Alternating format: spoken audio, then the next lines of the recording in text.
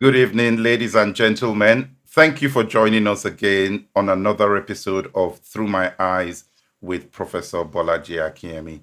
Prof, thank you for being here again this evening.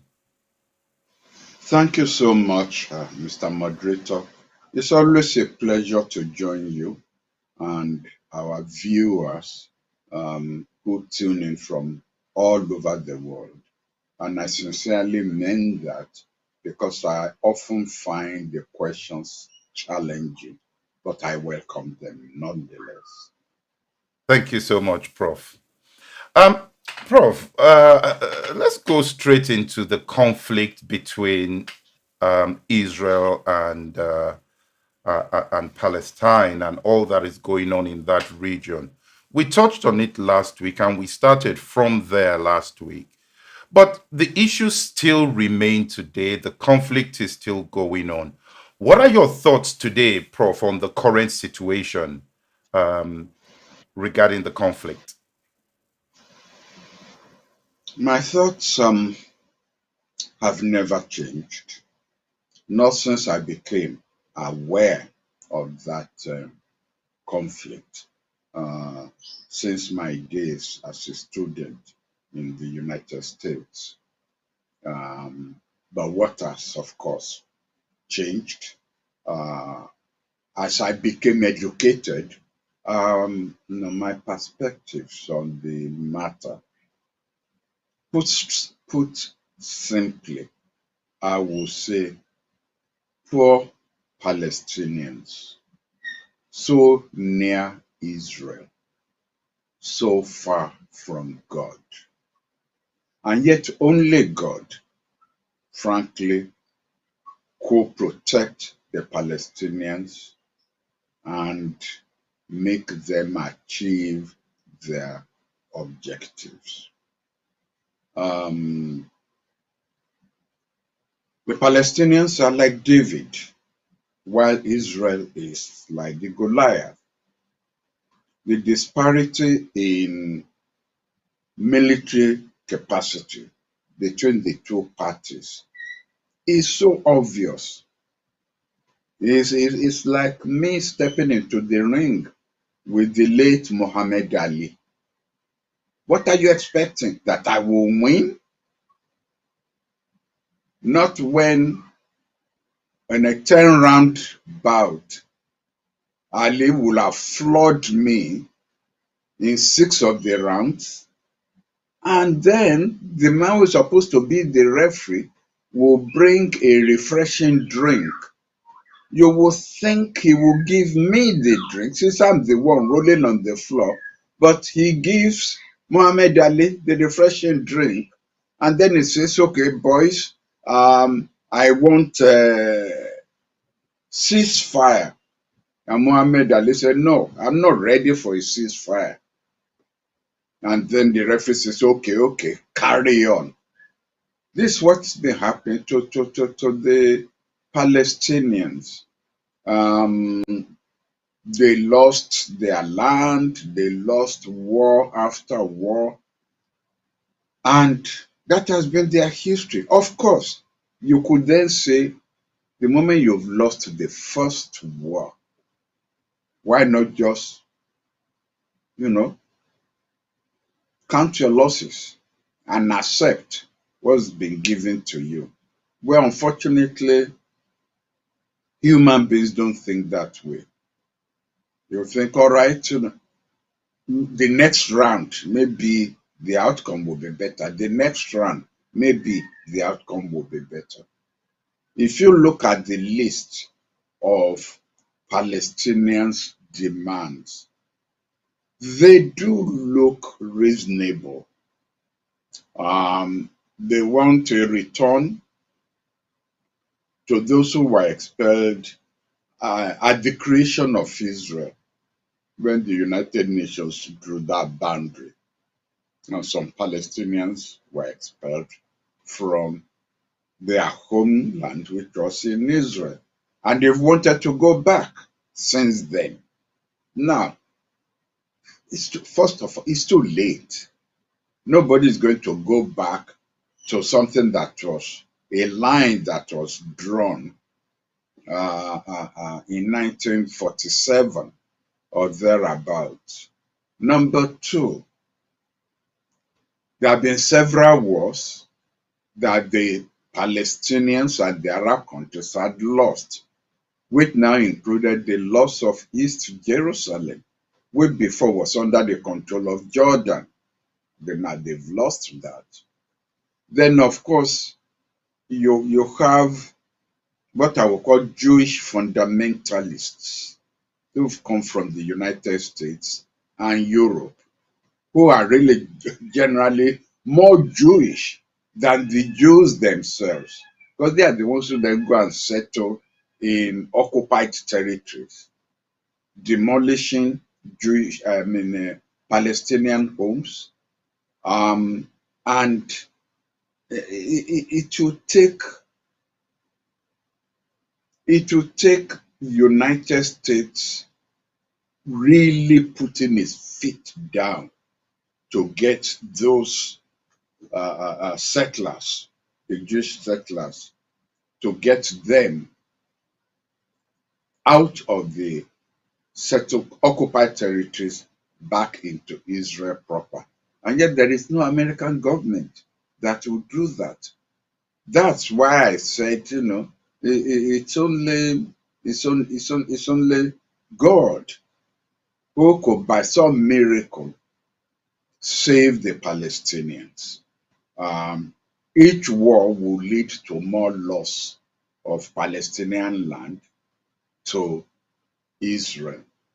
So they will fight this until both sides are tired, or until Israel feels it's gained what it wants to gain, which is political.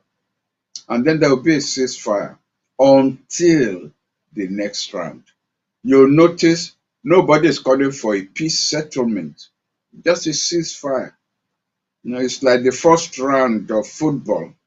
And after the first 45 minutes, you go to refresh yourself. That's not the end of the game. Everybody knows there's going to be a second round. So, and that's the way this thing has been going on. And unfortunately, very unfortunately, there's no unity amongst the Palestinians. I think the Arab nations have learnt their lesson. Each time they had risen up from the time of Nasser to fight the Israelis on behalf of the Palestinians, they had lost land, they had lost territory, whether it's Golan Heights on the part of Syria, East Jerusalem, and the West Bank on the part of Jordan. And so, and don't forget, Israel once occupied the Sinai, huge amount of land, before it surrendered it back to Egypt. So, well, there's no progress that will be made that will make the life of the Palestinians better. I know this, everybody knows it. Prof, there's a point I want to ask there, and you've touched on it slightly, but that is when you look at the casualties on the side of the Palestinians, you look at the infrastructural damage. We've seen the media houses, schools, universities that have been targeted. Surely, at some point, they should concede this as a lost cause on the side of the Palestinians. No, no. Uh, Struggles don't take on that kind of syndromatic qualities. They regard everyone who has died as a martyr who's gone straight to heaven. It's a just cause. Um, and that's the sacrifice which the Palestinians will have to make uh, in order to add, even if you don't believe you will win, their names will still go down as martyrs.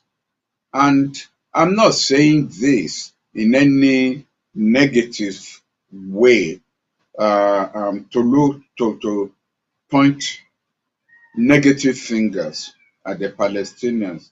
Because if you actually look at the history of the human race, whether it is civil war or whether it is uh, international wars,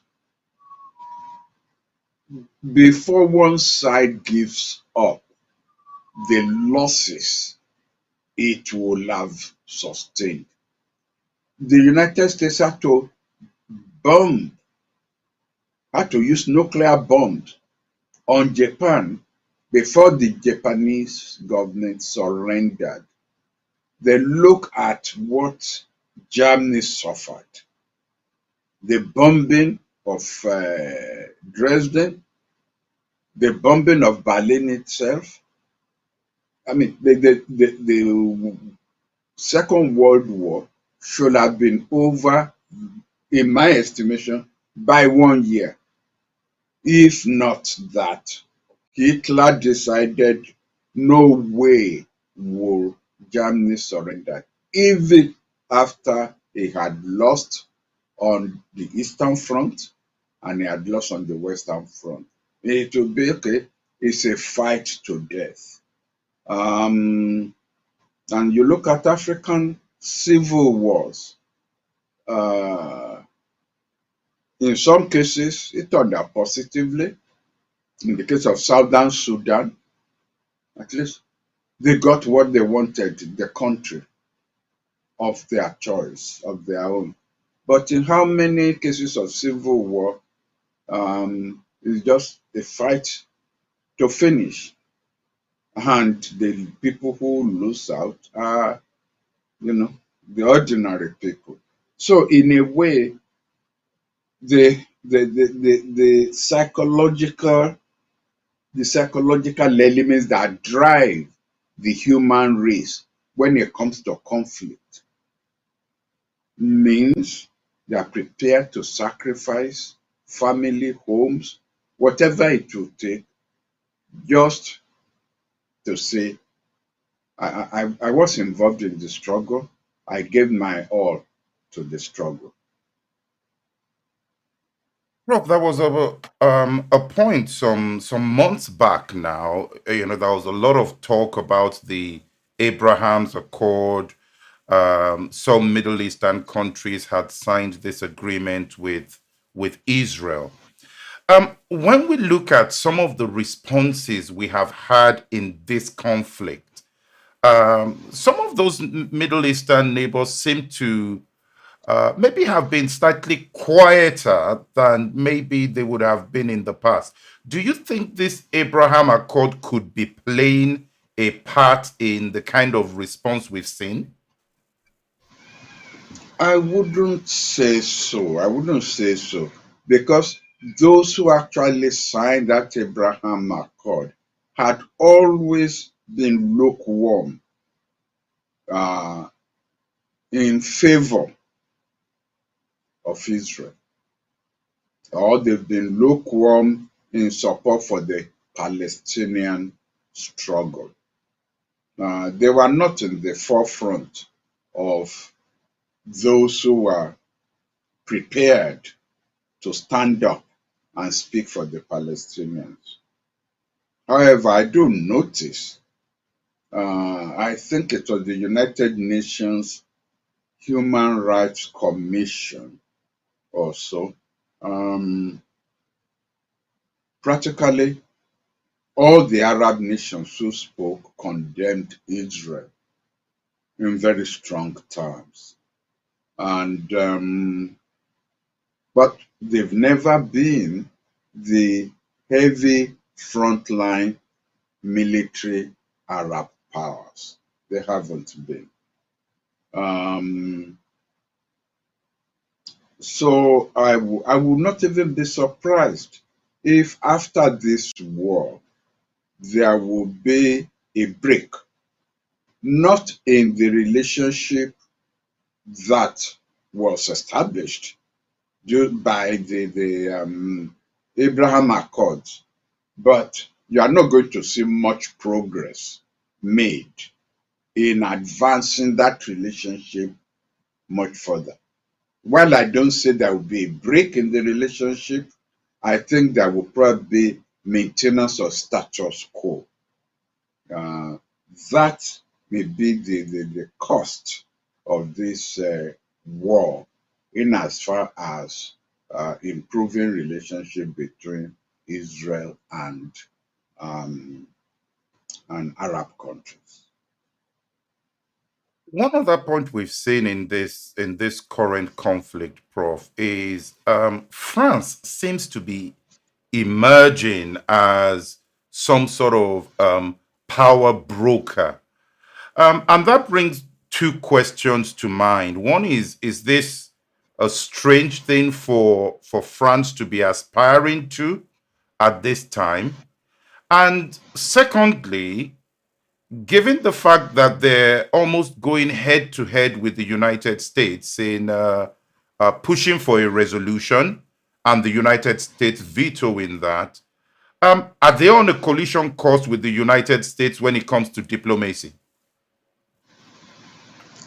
Look, France has always, especially since the time of Charles de Gaulle, had always wanted to bat above its capability. It has always wanted to be a global superpower, just all because it ended up with the veto power in, in the Security Council of the United Nations, something it was given in any case out of. She didn't deserve it. How do you justify a situation where France has the veto power, Germany doesn't? But all because France was on the side of the victors. What was the French contribution actually to the Second World War? What was it? But France had always wanted to play this role of a superpower, and it has been able to play that role because of the resources of African countries that France continues to exploit till today. Let me just give you three examples. Number one, there is a colonial tax which France imposed on its African territories as a condition for granting them independence. And what that colonial tax is France spent resources developing Africa. You must pay us back. And you pay us back by some you pay us back by the annual all the money that France make, that French territories make in export earnings must be deposited in French banks, in the French central bank. They would then give a quarter back to the African countries. If you now want to get more of that, of your own money, you will have to borrow it at the bank exchange rate. And France trades with this money. It is part of what upholds the French franc. Two, the currencies of French-speaking African countries are not independent of the French franc. They cannot change it. They cannot have their own currencies. All other African countries, British, Spanish, what have you, have their own currencies, which are not hooked onto the British pound or what have you. But in the case of the French-speaking African countries, they cannot. And France has organized the assassination of presidents who have tried to break that stranglehold, the economic stranglehold, which France has over its African countries. So, what the France telling me? They are going to play some mediatory role between the Palestinians and Israel. People, I mean, no scholar believes that Israel has the capability. As we are still talking, it's the United States that has the capability, not France. So, um, but France will continue to try this. It's an arrogant little country pretending to be a big power and using very negative means to try to sustain that role. I mean, if I were if living in Ivory Coast or Cameroon, I wouldn't dare say all these things that I'm saying. I would disappear tomorrow. The French Secret Service is still all over the place. But Prof, if we look at the United States, even in this conflict, they've tried. President Biden has spoken to Netanyahu. He's said that they have the right to defend themselves, but at the same time, um, would we say that American diplomacy is starting to fail when it comes to being able to persuade Israel to take steps in certain directions?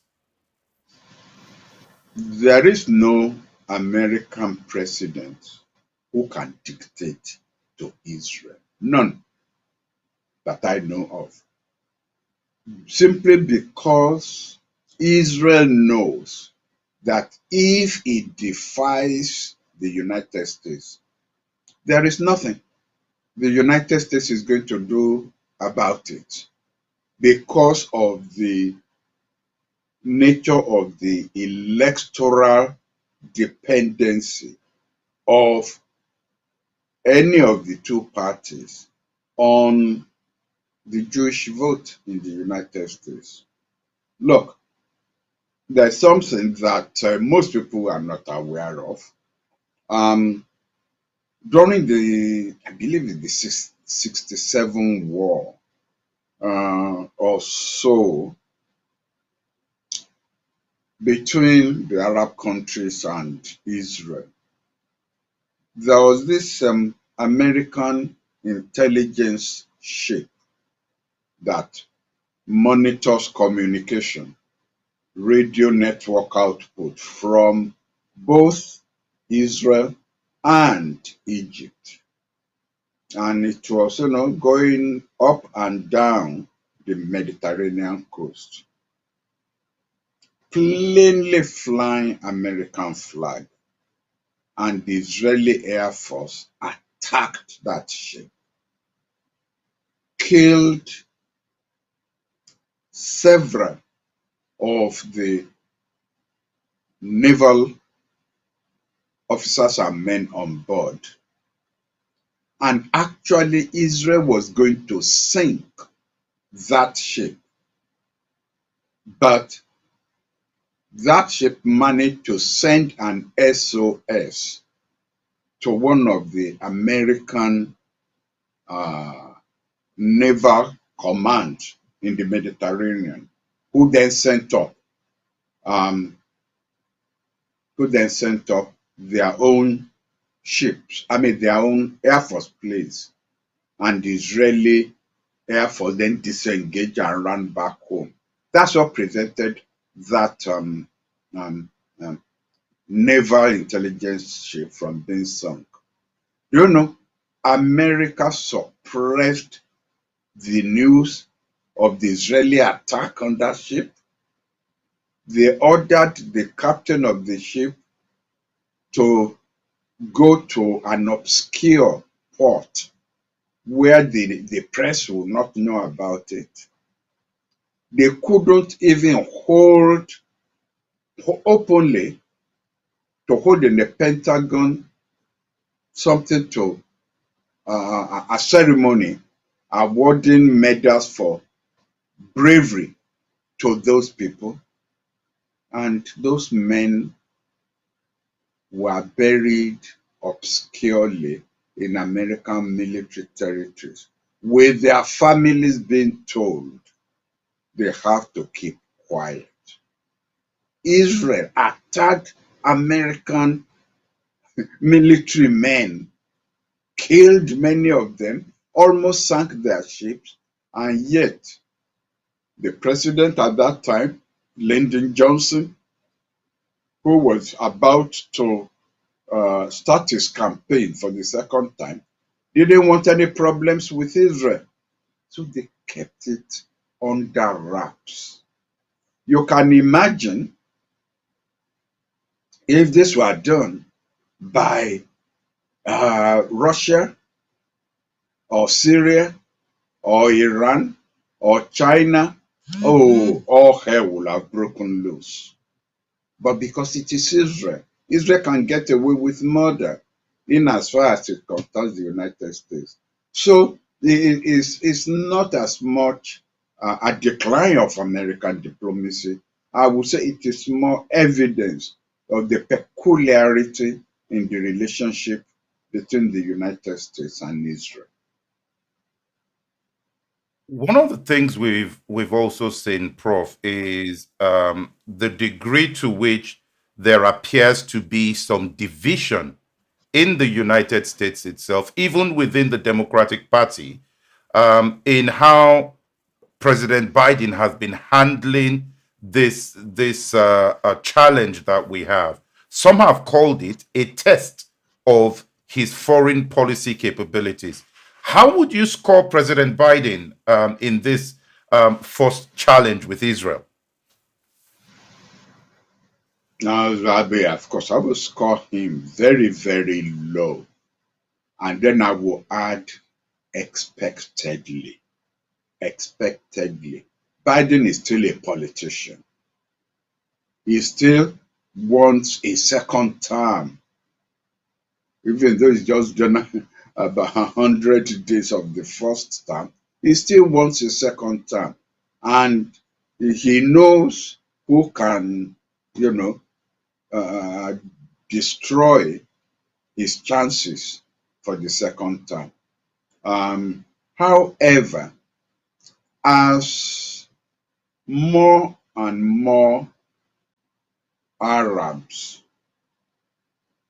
immigrants, enter the United States, you are going to start to see constituencies where Arab influence will predominate in their choice of senators and in their choice of congressmen and congresswomen.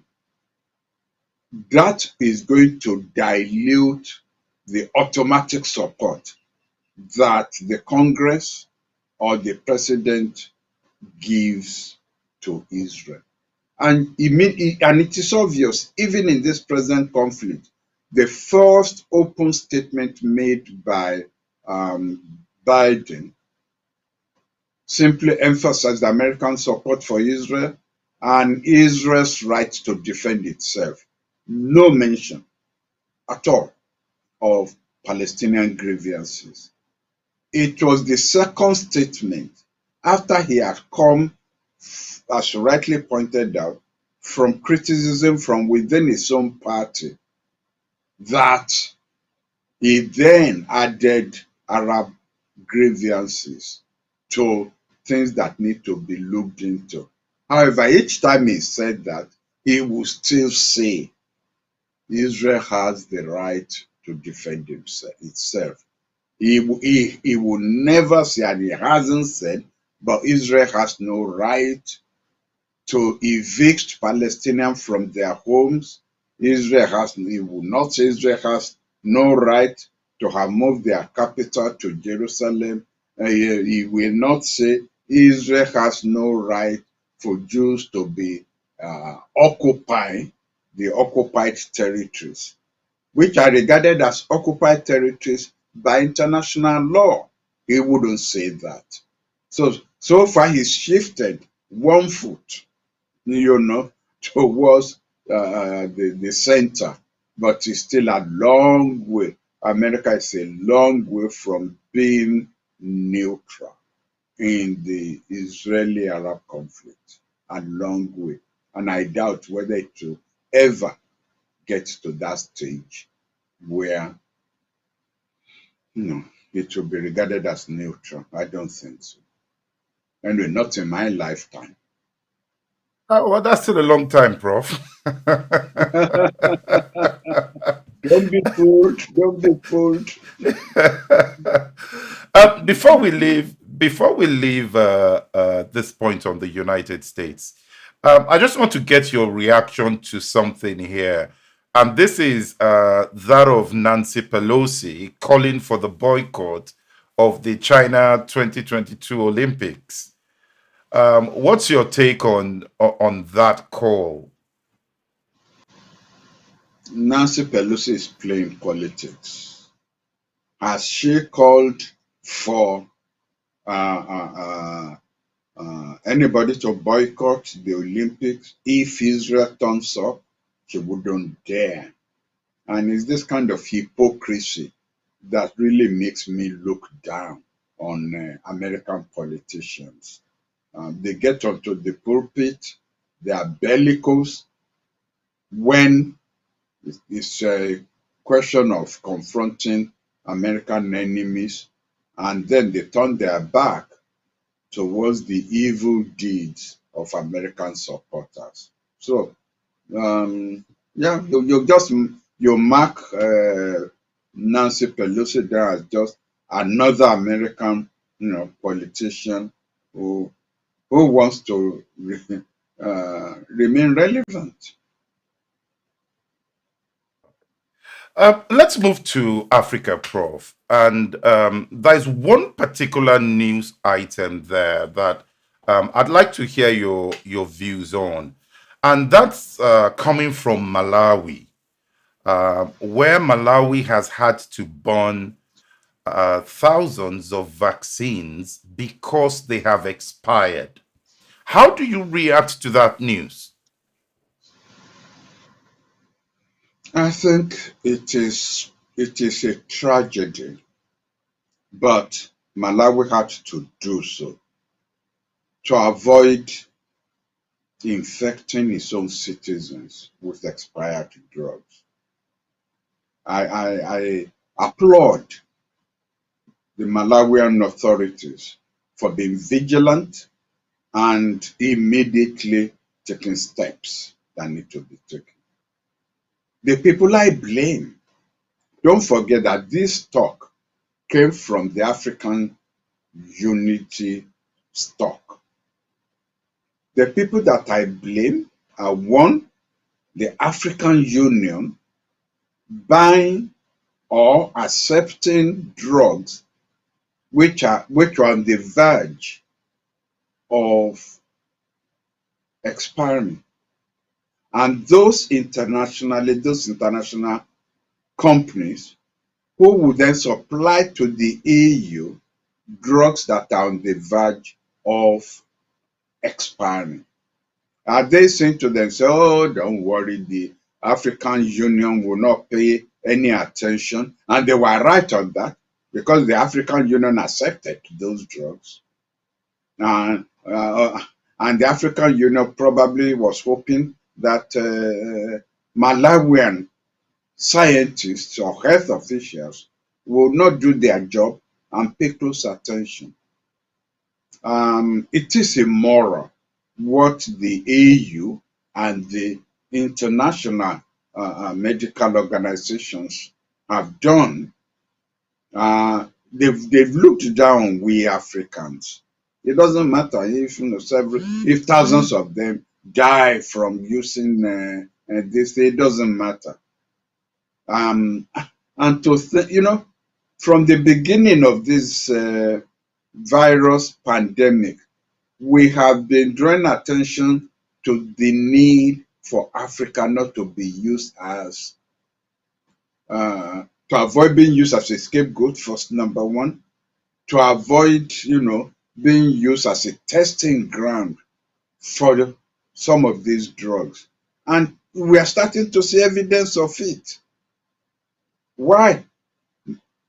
Medication that's about to expire, you still supply them to the African Union, who then stupidly accepts them and then starts to distribute to African countries.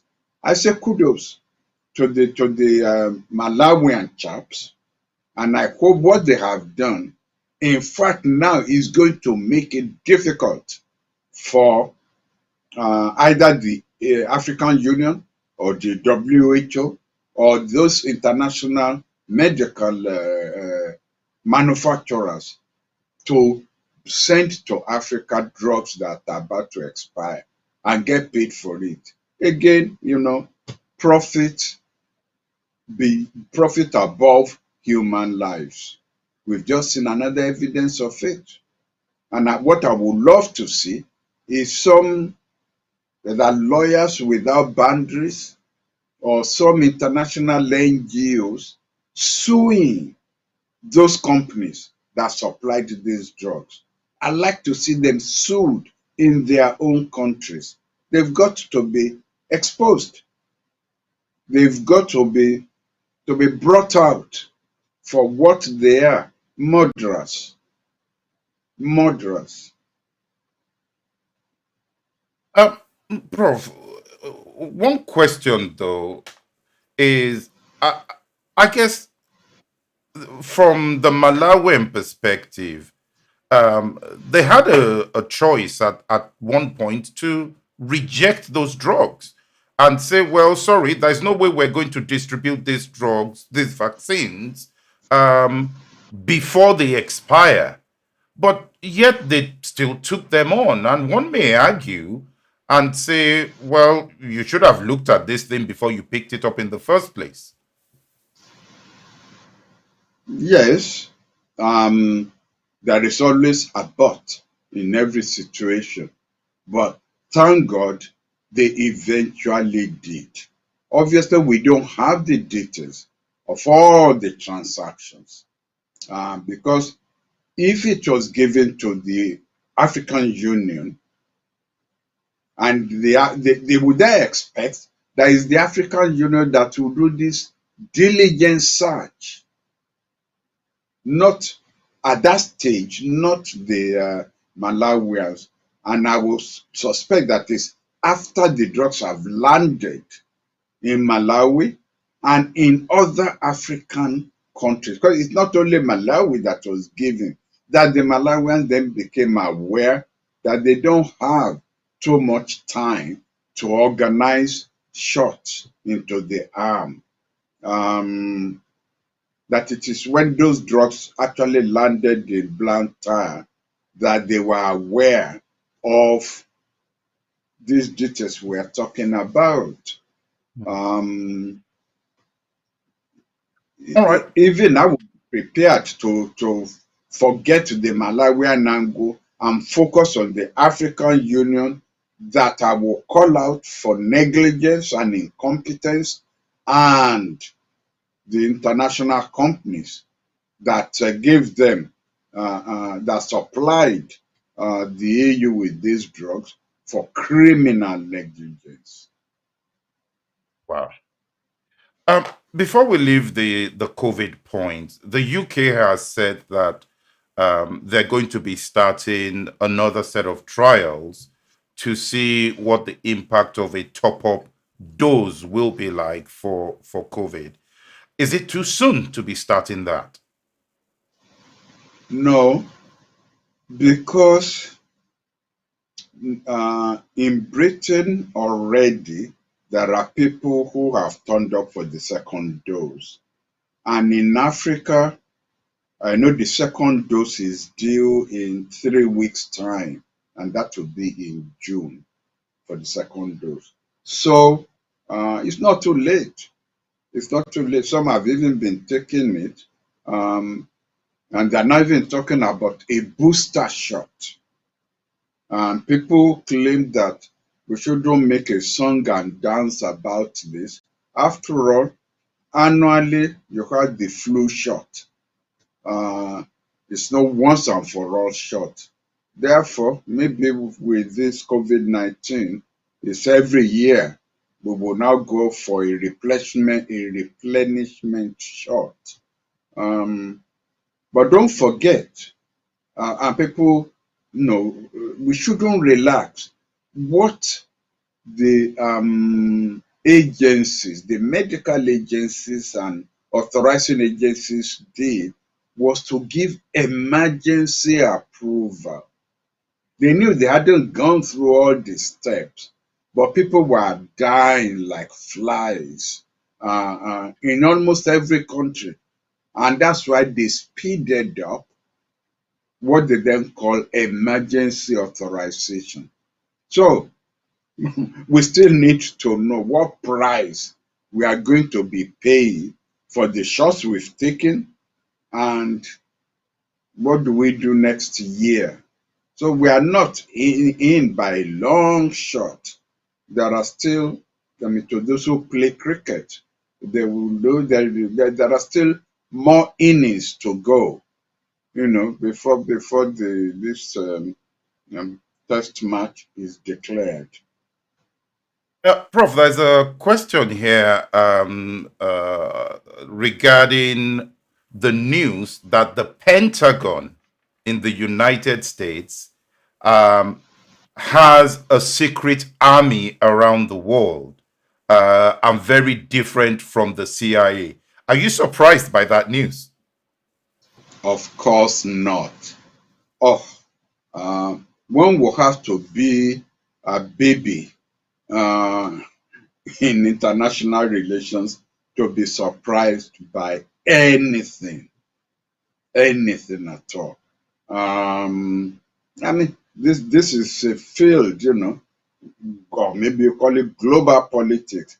It's a field where, foreign governments have managed to plant their citizens masquerading under one shape or another as advisors in even in the president's office of foreign countries.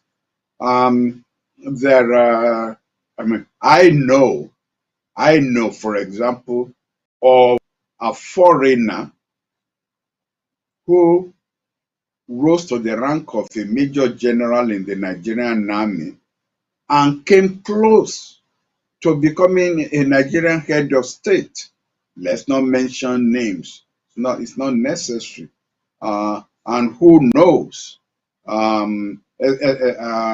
many foreigners who are military people or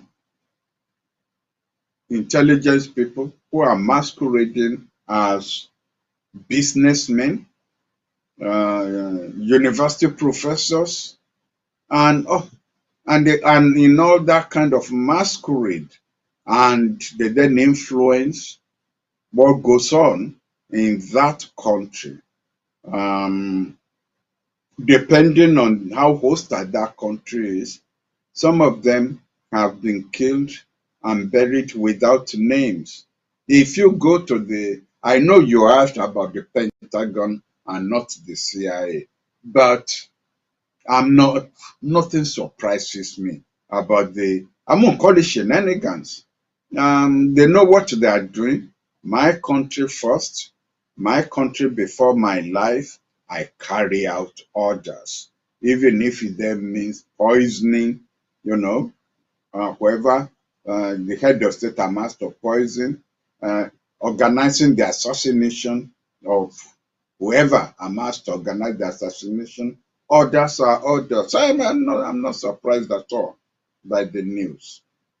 But what I'm happy about is that the things we have suspected and have been accused of being paranoid are actually coming out now as facts. And so nobody can act. In fact, there is so if an American or French or British man says, Professor Akinyemi, aren't you being paranoid about these things? I'll just ask him, do you read even books published by your own compatriots? Do you read? You know, Nkrumah came up with the term neo-colonialist. And I remember an Oxford professor saying, you Africans cannot get colonization off your head, that you think by adding new to it, you are talking about something new. Well, Nkrumah knew what he was talking about. He is the Oxford professor who, in fact, was an illiterate when it comes to global politics. We now know that neocolonialism was not simply manufactured in Nkrumah's brain. He was talking reality, because neocolonialism included manipulation of the economy by manipulating prices. It included interference in African elections. Um, can you imagine the cheek of it? For our 2023 elections, the British High Commissioner went on a trip to a part of Nigeria and was saying what the British would like to see. Nothing wrong with what you would like to see. A young president, a young female vice president. But is it their business? Is it their business? And after all, with Boris Johnson, the British haven't done too well as to give them, the it's incredible, but it's an indication of that they themselves cannot get it out of their heads that they should not be controlling and dictating to their former colonists what kind of government they will accept from them. That's how we ended up where Africa is now, where But the Macron snaps his fingers and African leaders march to Paris. For what? yeah, Prof, I was going to say that aren't we the ones as, well, our leaders in Africa, are we not the ones inviting them to take that kind of position and make comments like that when we're asking them to cancel our debt, and we're asking them to forgive what we owe? Wouldn't that give Yeah, them the but boldness to feel they can dictate? quite right. But have we Africans been allowed to pick our leaders without interference from them? Have you ever asked yourself, why is it that it is the radical leaders who are basically Africanists, like Thomas Sankara, who got assassinated, like Nkrumah, who got overthrown, like Kwame, like Murtala Muhammad, who got assassinated, like Chris Hani, who got assassinated in South Africa, and other like Tom Mboya, who got assassinated on the streets of Kenya. Have you ever asked yourself, why is it that there's no conservative African leader who ever got assassinated or overthrown? Have you ever asked yourself why? Because the the the the fiddler on the roof You are not looking at him, it's the people dancing on the street that you are looking at, forgetting that the music is being played somewhere else. So we don't have our leaders, and we are giving Hobbes's choice. By the time you get to the polls, everything has been streamlined. That is between Tweedledum and Tweedledee. Oh, wow. Prof, let's end on this last piece. And this is the story of migrants that left Morocco and ended up in Spain. An unprecedented number. In fact, it's the highest that the Spanish authorities have ever seen in a day. What is your take on the situation there, Prof? Well, the situation is actually a manifestation of political differences between Morocco and Spain over the leader of the Sahrawi uh, uh, African, the movement who claim that Morocco does not belong in the Western Sahara as a nation. He fell ill, and Spain agreed for him to be admitted into a hospital for treatment in Spain. This got Morocco angry. Morocco thought they shouldn't have done that, and therefore, what they could do is to open the faucet of human traffic. They let open the gate, and of course, Moroccans flooded into Spain. Um, if the people are really migrants uh, looking for a way out of Morocco, then in fact it is a sad commentary on Morocco itself that so many of its own people within 24 hours will want to flee Morocco. But if this were, you know, if these were Moroccans calibrated by the Moroccan authorities to irritate the Spanish people, then, and of course, half of them have already been returned to Morocco. Then it's just a gesture, an expression of displeasure by Morocco against Spain. So we will know the truth later, whether these were genuine migrants or people programmed by Morocco just to twiddle his thumb at Spanish face.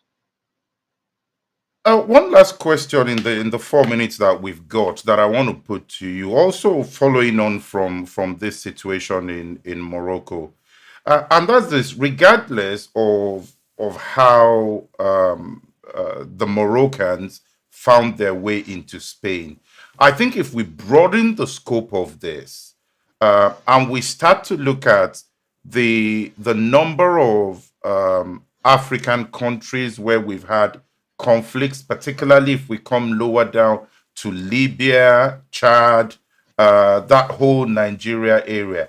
Are you concerned about the movement of people across all these countries? Anyway. Yes, I mean, any sign of instability should lead to a cause for concern. However, movements across the Sahel is something that has been going on for 500 years. Don't forget that the Sahara itself used to be an agriculturally rich belt with animals, and they have found this from fossils. And then deforestation started on a small scale, then big scale, and the desert, the Sahara Desert itself, started, amazing big proportions, and the agriculturalists then started drifting south, so that what we are seeing, the movement of people that we are seeing across the Sahel, is not anything new, um, but it is, availability of technology and the media that allows us, and the number in which they are moving up towards the Mediterranean and towards Europe, and moving down into Chad, to Nigeria, into Niger, into even Benin Republic, and into Ghana. Um, Obviously, they will have to stop there. They can't go into the Atlantic Ocean. But remember also, there had been that curve towards Central Africa, um, which has led to instability and mini civil war in the Central African Republic. So this will continue to happen until countries pay attention to the need to reforest the Sahara. You have to do that. And that, I mean, the progress of that will determine whether you are going to have this movement down south of people, which will destabilize farmers, because farmers are sedentary. They need access to their land. They need guarantee for their crops. But once they start violence, you destabilize them. What's going to happen next is poverty, because you are not going to have enough food to eat. Wow. Prof, thanks for that. We have run out of time tonight. But next week is another appointment. And I'm sure that there will be loads more topics to discuss at that point. Thank you so much again for your time this evening, Prof. Thank you for having me. Great. And to our viewers, we'll be back next week, same time, 7 p.m. Nigeria, 7 p.m. UK. Thank you all who have been there across all the platforms. See you next week.